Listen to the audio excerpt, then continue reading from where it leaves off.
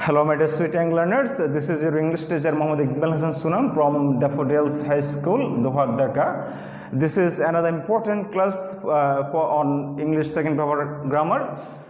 The class has been designed for the students of class set. Our topic is boys. বয়েজের Bangla অর্থ হলো বাচ্চা। Boys কাকে বলে? বাক্যে ক্রিয়া প্রকাশের ধরনকে বয়েজ বলে বা বাক্যে ক্রিয়ার প্রকাশভঙ্গিকে বয়েজ বলে। বয়েজ মূলত দুই প্রকার, একটি হলো অ্যাক্টিভ বয়েজ যার বাংলা অর্থ হলো কর্তৃবাচ্য, আরেকটি হলো প্যাসিভ বয়েজ যার বাংলা অর্থ হলো কর্মবাচ্য। অ্যাক্টিভ বয়েজ কাকে বলে? বাক্যে যখন কর্তার প্রাধান্য পায় তখন তাকে অ্যাক্টিভ বয়েজ বলে, আর যখন বাক্যে কর্মের প্রাধান্য পায় অর্থাৎ কাজটি কে করলো, কাজটি কার দ্বারা সম্পাদিত হলো ওটা জানাটা জরুরি নয়, কাজটি সম্পাদিত হয়েছে এটা জানাটা জরুরি, সেক্ষেত্রে প্যাসিভ ভয়েস ব্যবহৃত হয়। আরও এক প্রকার ভয়েস আছে, সেটা হলো কোয়াজি প্যাসিভ ভয়েস যার বাংলা অর্থ হলো কর্ম কর্তৃবাচ্য। অর্থাৎ সেন্টেন্সটি দেখতে মনে হবে অ্যাক্টিভ ভয়েস কিন্তু এটা কার্যত প্যাসিভ ভয়েস, প্যাসিভ মোডে থাকে, এটাকে বলা হচ্ছে কোয়াজি প্যাসিভ ভয়েস। তো আসো আমরা একটু আলোচনা করি ভয়েস নিয়ে। ভয়েস শিখতে হলে আমাদেরকে কিছু মৌলিক বিষয় জানতে হবে। সাবজেক্ট কাকে বলে জানতে হবে অবজেক্ট কাকে বলে, এবং টেন্স সম্পর্কে স্বচ্ছ ধারণা থাকতে হবে। খেয়াল করো, প্রথম যে বাক্যটি আমি লিখেছি, ফার্মার্স গ্রো রাইস, কৃষকেরা ধান জন্মান বা ধান উৎপাদন করেন। এই বাক্যে সাবজেক্ট হলো ফার্মার্স। এখন তোমাদেরকে শিখতে হবে সাবজেক্ট কাকে বলে, অথবা বাক্যে সাবজেক্ট কীভাবে তুমি বের করবে। বাক্যে যে ক্রিয়া সম্পাদন করে তাকে সাবজেক্ট বলে, আমরা এভাবে জানি, কিন্তু বয়েজের ক্ষেত্রে এভাবে জানলে হবে না। তোমাকে কিভাবে সাবজেক্ট বের করতে হবে সেন্টেন্সে সেটা শিখতে হবে। তুমি বাক্যের প্রধান ক্রিয়াকে এই হু বা হোয়াট দিয়ে প্রশ্ন করে বাক্যের সাবজেক্ট বের করবে। অর্থাৎ তুমি এখানে প্রশ্ন করতে পারো হু গ্রো রাইস, কে ধান জন্মান, উত্তর আসবে ফার্মার্স, কাজেই সাবজেক্ট ফার্মার্স। এরপরে দেখতে পাচ্ছ ভার্ব গ্রো, এটা প্রেজেন্ট ফর্মে আছে, প্রেজেন্ট ডেফিনিটে আছে।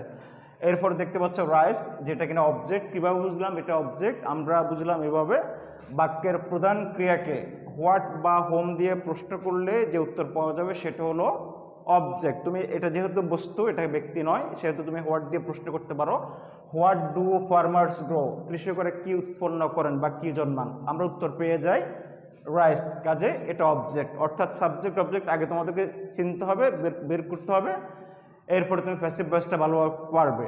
তো আসো, অ্যাক্টিভ ভয়েসের যে অবজেক্টটি সেটি প্যাসিভ ভয়েসের সাবজেক্ট হয়।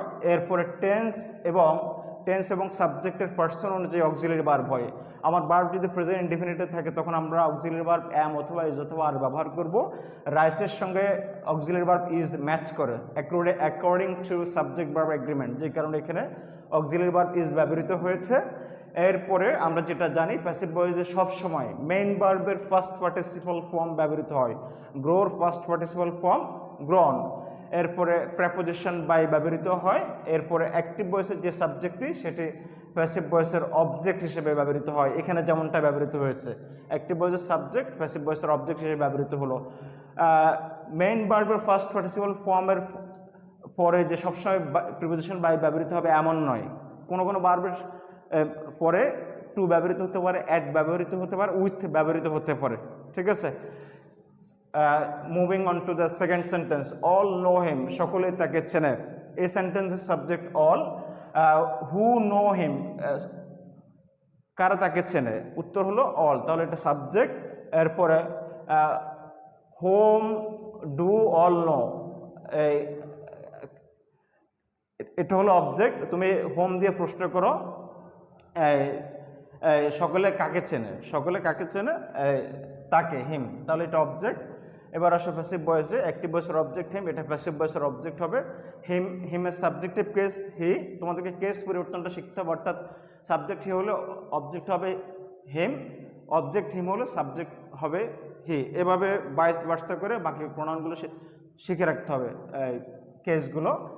এরপরে ভার্ব প্রেজেন্ট ফর্মে আছে, তাহলে এই প্যাসিভ ভয়েসে তোমার অক্সিলারি ভার্ব হিসেবে তুমি অ্যাম অথবা ইজ অথবা আর ব্যবহার করতে পারো।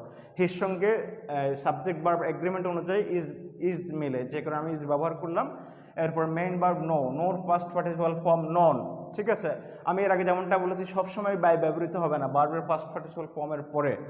কোনো ভার্বের শেষে টু ব্যবহৃত হবে, কোনো ভার্বের শেষে অ্যাট ব্যবহৃত হবে, কোনো ভার্বের শেষে উইথ ব্যবহৃত হবে, ঠিক আছে, যেমন ডিসপ্লেসড অথবা প্লেসড এই বার্বের শেষে উইথ ব্যবহৃত হবে।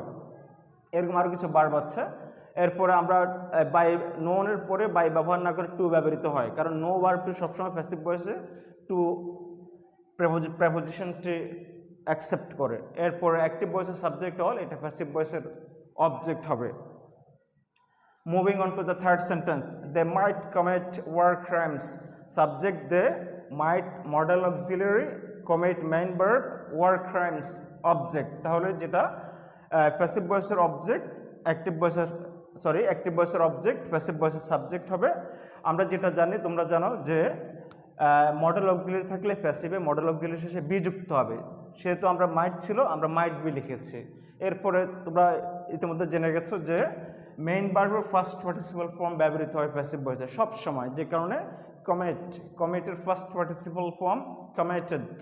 এরপরে প্রেপোজিশন বাই নিয়ম অনুযায়ী বসালাম। এরপর অ্যাক্টিভ ভয়েসের সাবজেক্ট দে, এই দের অবজেক্টিভ কেস দেম হলো। আমি আগে বলেছি অ্যাক্টিভ ভয়েসের এই তোমার এই সাবজেক্টিভ কেস অবজেক্টিভ কেসে রূপান্তরিত হবে, অবজেক্টিভ কেস সাবজেক্টিভ কেসে রূপান্তরিত হবে। এগুলো তোমাদের কাজ, তোমাদেরকে এগুলো মুখস্থ রাখতে হবে। Next sentence, people will elect him there leader, জনগণ তাকে তাদের নেতা নির্বাচিত করবে। খেয়াল করো, এখানে একটু জটিলতা আছে, বোঝার আছে। সেটা হলো subject people, will modal auxiliary, elect main verb, হিমটা হলো object, whom will people elect, কারা জনগণ কাকে নির্বাচিত করবে, উত্তর হলো হিম। তাহলে হিমটা হলো অবজেক্ট। তাহলে তোমাদের মনে প্রশ্ন দেখতে পারে এটা কি, দেয়ার লিডার, এটার পরিচয় কি? উত্তর হলো এটার পরিচয় হলো এটা কমপ্লিমেন্ট। অর্থাৎ কমপ্লিমেন্ট কাকে বলে? যে ওয়ার্ড বা যে ওয়ার্ডগুলো এক বা একাধিক ওয়ার্ড যদি সাবজেক্ট বা অবজেক্ট সম্পর্কে পরিচয় দেয় তখন তাকে কমপ্লিমেন্ট বলে। দেয়ার লিডার এটা কার পরিচয়? এটা হলো অবজেক্ট হিমের পরিচয়। হিমের পরিচয় হলো হিম, হিমটা হলো তাদের নেতা, দেয়ার লিডার। কাজে এটা কমপ্লিমেন্ট এবং এটা অবজেক্টিভ কমপ্লিমেন্ট। কমপ্লিমেন্ট দুই প্রকার, সাবজেক্টিভ কমপ্লিমেন্ট এবং অবজেক্টিভ কমপ্লিমেন্ট। মনে রাখতে হবে এটা কমপ্লিমেন্ট কখনোই প্যাসিভ ভয়েসের সাবজেক্ট হবে না, কমপ্লিমেন্ট অপরিবর্তিত থেকে যাবে তার আগের অবস্থানে। ঠিক আছে, তাহলে আসো এখানকার অবজেক্ট হলো হিম, আমরা এটাকে প্যাসিভ ভয়েসের সাবজেক্ট করেছি হি, হিমের সাবজেক্টিভ কেস হি। আগেই বলেছি মডেল অক্সিলারি থাকলে প্যাসিভে বি যুক্ত হবে, উইল ছিল উইল বি হলো। এরপর মেইন ভার্ব ইলেক্টের ফার্স্ট পার্টিসিপাল ফর্ম ইলেক্টেড। আমি আগেই বলেছি যে কথাটি, যে কমপ্লিমেন্টের কোনোরূপ পরিবর্তন ঘটবে না, কমপ্লিমেন্ট মেইন ভার্বের ফার্স্ট পার্টিসিপাল ফর্মের ঠিক পরেই বসে যাবে।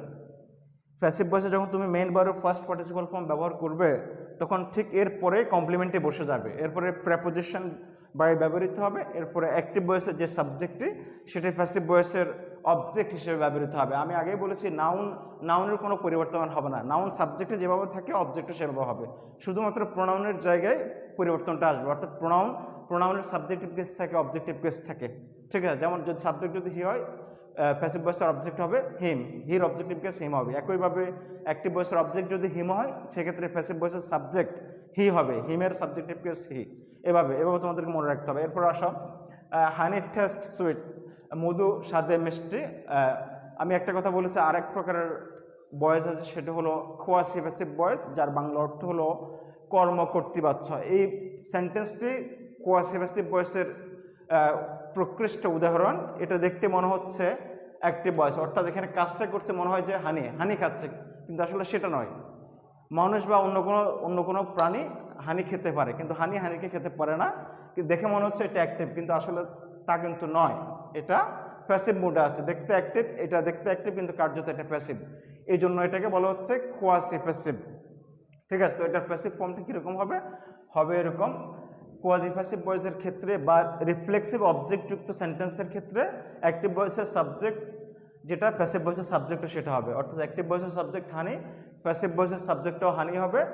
এরপরে বার্বের টেন্স এবং সাবজেক্ট অনুসারে, সাবজেক্টের পার্সন অনুসারে অক্সিলারি বার্ব হবে। বার্ব প্রেজেন্ট ফর্মে আছে, আমার সাবজেক্ট সিঙ্গুলার, যে কারণে অক্সিলারি বার্ব ইজ ব্যবহার করেছে। এরপরে মেইন বার্ব দেওয়া আছে টেস্ট, এটার ফার্স্ট পার্টিসিপাল ফর্ম টেস্টেড। ঠিক আছে, এরপরে যে কমপ্লিমেন্টই দেওয়া থাকবে। কমপ্লিমেন্ট আমি এরা কমপ্লিমেন্ট নিয়ে আলোচনা করেছি। সাবজেক্ট বা অবজেক্টের পরিচয় যে ওয়ার্ড বা যে ওয়ার্ডগুলো দিয়ে থাকে সেগুলোকে বলা হচ্ছে কমপ্লিমেন্ট। এখানে সুইট কার সম্পর্কে বলা হচ্ছে? হানি সম্পর্কে। তাহলে এটা কমপ্লিমেন্ট। এই কমপ্লিমেন্ট আগের মতো থেকে যাবে, অর্থাৎ কমপ্লিমেন্টের কোনো পরিবর্তিত হবে না, অথবা কমপ্লিমেন্ট প্যাসিভ ভয়েসের সাবজেক্ট হিসেবে ব্যবহৃত হবে না। কেমন? তাহলে হানি ইজ টেস্টেড সুইট, এটা আরেকভাবে করা যায়, হানি is sweet when it is tasted. এটা তোমাদের জন্য জটিল হতে পারে, যে গ্রামের সহজটা এবং যেটা মডার্ন গ্রামারিয়ানটা ব্যবহার করে থাকে আমি সেটা ব্যবহার করলাম, সেটা উপস্থাপন করলাম। হানি is tasted sweet. The last and final sentence, he killed himself, এটা হলো রিফ্লেক্সিভ অবজেক্টযুক্ত সেন্টেন্স। রিফ্লেক্সিভ অবজেক্ট কাকে বলে সেটা জানার আগে আমরা জেনে নেই রিফ্লেক্সিভ প্রোনাউন কাকে বলে। যে প্রোনাউন সাবজেক্ট সম্পর্কে বলে, যে প্রোনাউনটা সাবজেক্ট নিজেই যে প্রোনাউনটা, সেটাকে বলা হচ্ছে রিফ্লেক্সিভ প্রোনাউন। রিফ্লেক্সিভ প্রোনাউনের শেষে সেলফ থাকে অথবা সেলফস থাকে, মানে সহজে চেনার সহজে বোঝার উপায় এটা রিফ্লেক্সিভ প্রোনাউন। রিফ্লেক্সিভ প্রোনাউন যখন অবজেক্ট হিসেবে ব্যবহৃত হয় তখন সেটা হবে রিফ্লেক্সিভ অবজেক্ট।